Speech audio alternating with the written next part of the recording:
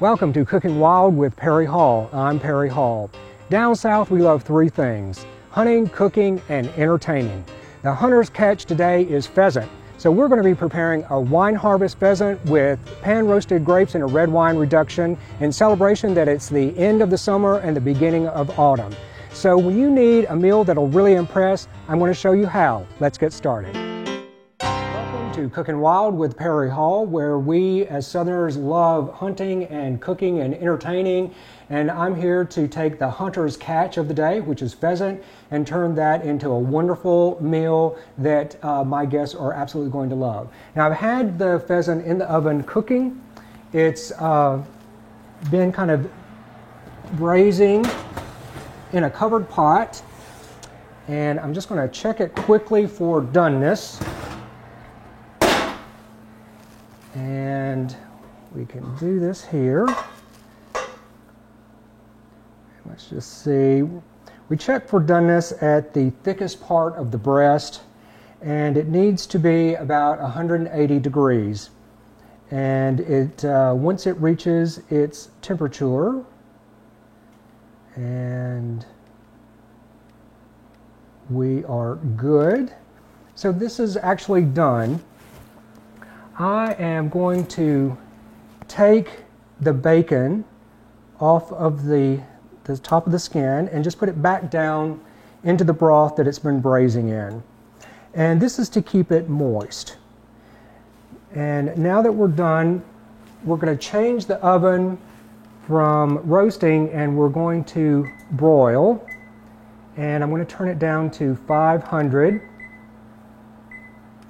And I'm going to put this back in the oven so that the skin will start to brown. And then we're going to go over and I'm going to show you actually how I prep the bird. So we're putting our pheasant back in the oven. And it is cooking beautifully, and we're going to brown that skin. Okay, I have the pheasant browning in the oven, and so I'm going to actually show you how I prepared the pheasant. Now, this is what an average pheasant is going to look like. It's about 2.5 to 3 pounds in weight. And if you don't have a hunter in the family, you can actually get this at your local upscale grocer. Anyone that has a butcher shop should be able to order this for you. Also, you can just go online. If you do an internet search for pheasant, you'll find various different sources. I had this one delivered. It will come packed in dry ice, frozen, and all you have to do is thaw it when you're ready to use it. So I have washed this and patted it dry, and what we're going to do is we're going to prepare a butter rub for it. So what I have here is half a cup of butter, and to that we're going to add a lot of spice. I have a teaspoon here of cinnamon and cumin, and I know that sounds like an awful lot, but trust me, the bird will definitely take it very well. Also, I have 2 tablespoons of chili powder. Now, the reason I'm preparing so much is that I'm actually preparing 3 pheasants for a dinner for 6. 1 pheasant will feed about 2 people. So you're going to need quite a bit of butter, and we're going to mix this all together and stir it. And we will add to that about half a lemon to give it a little bit of zing. And I will get rid of that, and we'll just continue to mix this until it's all well blended. And then also what we're going to do, I have previously sauteed about half an onion with 4 cloves of garlic. And that's just going to add some nice spice to the pheasant. This is a wonderful fall meal. It's also incredibly festive. This is something that not most people will cook. It's kind of out of the ordinary. So when people come to dinner and they hear that you're having pheasant, already there's kind of an elevation to the whole mood. And I'm just going to add the sauteed onion and garlic to this, and we're just going to mix until this is all, again, well blended.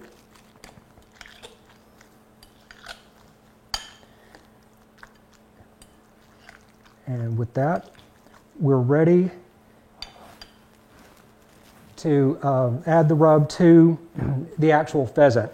Now, pheasant is very healthy and it's incredibly lean. So one thing that you have to be considerate of when you prepare this is making sure that you preserve as much moisture in the bird as you possibly can. So inside the cavity, now this is already salted and peppered inside. Okay, we're going to add to the cavity of the pheasant 1 clove of crushed garlic. So I'm going to get rid of the skin here.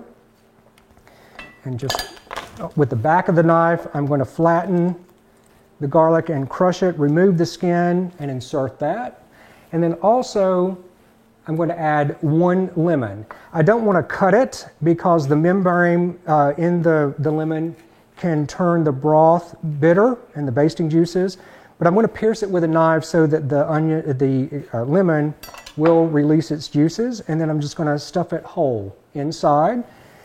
Then I'm going to take the butter that we prepared and I'm going to gently loosen the skin from the breast of the pheasant, and I'm going to stuff some of the butter mixture underneath, trying not to tear the skin. So I'm going to keep that as whole as possible, and you can stuff probably about a tablespoon of butter underneath each side of the breast. And so I'm going to add a little bit more. And that will keep the breast nice and moist as the pheasant roasts in the oven. And then also with the outside, I'm just going to rub a little bit of the butter all over. And again, we're trying to preserve the moisture that is inside the pheasant, like so. And then I'm going to give my hands a quick rinse. And then what I'm going to do is I'm going to bard the bird. And barding is when you protect your meat with a layer of fat. And this is particularly important when you have lean meats. So we are good there. And with barding, it's very simple.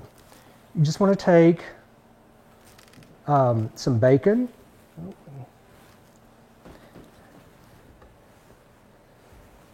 and you want to put it around the pheasant like that. You want it completely covered. And what happens when the pheasant roasts is the fat in the bacon will absorb down into the pheasant, keeping it nice and juicy and tender. And so you want to make sure that you keep the legs covered as well. So we're just going to grab the roasting pan, and we will put the pheasant inside the pan. We will grab 2 cups of stock. This is just chicken stock if you have it. I typically like to do homemade stock, but any good quality chicken stock will work. You'll cover this pan in order to roast it. The liquid inside will keep the pheasant nice, juicy, moist, and we're going to put this on a 325-degree oven. We want to roast it on a very low temperature, again, to extend the roasting time so that we preserve the moisture in the pheasant. Welcome back. We have been preparing the wine harvest pheasant for our meal to impress, and to accompany the pheasant, I'm going to prepare pan-roasted grapes in a red wine reduction. And this will complement the pheasant beautifully, but it will also go well with roast pork, with chicken, and also Thanksgiving turkey, which will be coming up very soon. Always cooked with some olive oil. And in this dish, we're going to have the grapes, some scallion, and some jalapeno. Now, I'm not one who likes a lot of heat, but actually one whole jalapeno works, I think, very well. But given that I have guests coming, I don't know what their palate is going to be. A half jalapeno is going to work really well. So what you're going to do is you're going to get a real nice mix of the sweet balanced with the acidity from the wine, and then you're just going to get a little back note of heat from the jalapeno pepper, and it's going to be really, really super good with that pheasant. So my pan is warm. I'm going to add probably like 2 tablespoons of olive oil to the pan and get that hot. I'm going to add my scallions, and what I've done here is I'm using about 6 scallions, the white and the green as well. And we're going to get this going. So here we go. We're just sauteing these onions. And I actually don't like to get them overly done. I just want to lightly saute so that the flavor is released. And that's when I think they have their maximum flavor. I'm just going to add a little sprinkling of salt and a little bit of pepper. And I kind of like to salt things as I go, as they're cooking, and not overdo at the end where the salt and the pepper just kind of sits on the top of the food. And then what we're going to do is we're going to add our half of a jalapeno, and that's going to add the heat that we're looking for. And while that's sauteing, we want to, of course, add our grapes. We're just going to leave those in there and let them warm first. So we're not going to add any of the wine just yet. We want the grapes to warm. So here we have the grapes. They are warming, and they're coming up to kind of a roasting temperature. We're just mixing the grapes with the onions and the jalapenos.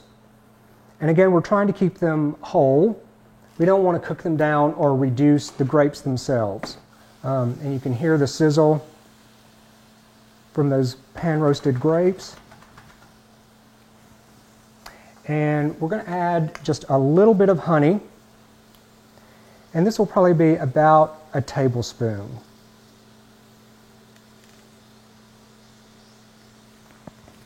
And this will add just a little bit more of the sweetness. Of all the dishes that I do, this is actually one of the most versatile that I do, because it does go with so many different meats and it complements them so well. And then once they get to that pan roasted level, we're going to add some wine to deglaze, and then we're going to turn up the heat to simmer the wine so that it will release its alcohol and reduce into those juices and form a really lovely reduction.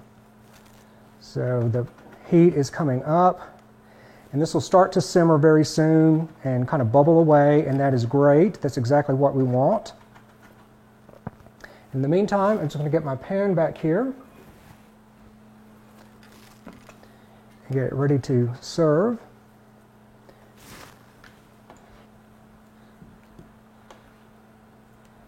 And that's a wonderful aroma coming, the flavor and smell of those scallions with the grapes and the wine and the jalapeno. It's just a wonderful mix of flavors. And the wonderful thing about this is it's the full note of the palate. So you get the sweetness, the acidity, and then the back note of that heat from the jalapeno. I hope you can see this simmering and reducing. Let's turn the heat off, and that's turning almost to a nice syrup as it reduces. And then this is going to be the complement to the Wine Harvest pheasant. Okay, the pheasant has been browning in the oven. We're going to turn it off. Again, it was on broil, we're going to take it out and do the final preparation. So it has browned nicely, and I'm just going to take a platter and we're going to start to prepare it for plating and serving. I've prepared some wild rice previously just for the evening, and we'll use that as part of the serving.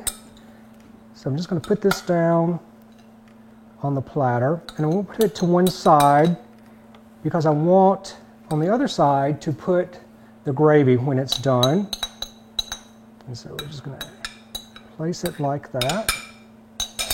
I'm going to put this out of the way, and I have some meat forks to lift it out of the pan, and I'm just going to serve it like so. And then with the juices from the roasting process, I'm actually going to reduce it to a gravy. So I'm going to turn the pan, the stove up to high, and I'm just going to do a hard boil to that. And the wonderful thing about pheasant is that it is so lean, you're not going to have a lot of fat that you'll need to skim off. So this will just reduce, and it should come up to a boil very quickly. And while that is getting ready, I'm just going to get my gravy boat ready. Okay, the pan juices have reduced nicely into a gravy. It's thickened somewhat, and I'm just going to pour this off into the gravy boat. I'm going to try to keep from pouring any of the pan drippings. So all I want is the reduced gravy going in.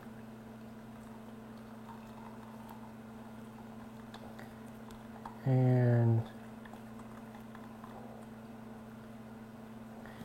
there we go.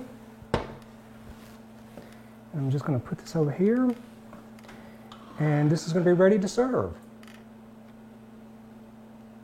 Okay, the guests are going to be arriving shortly, so I'm just going to get the pheasant finished for presentation, and I'm going to just chop an apple in half, just a nice fresh apple to add some color and some freshness to this. I'll add a couple of green onion, again just for looks.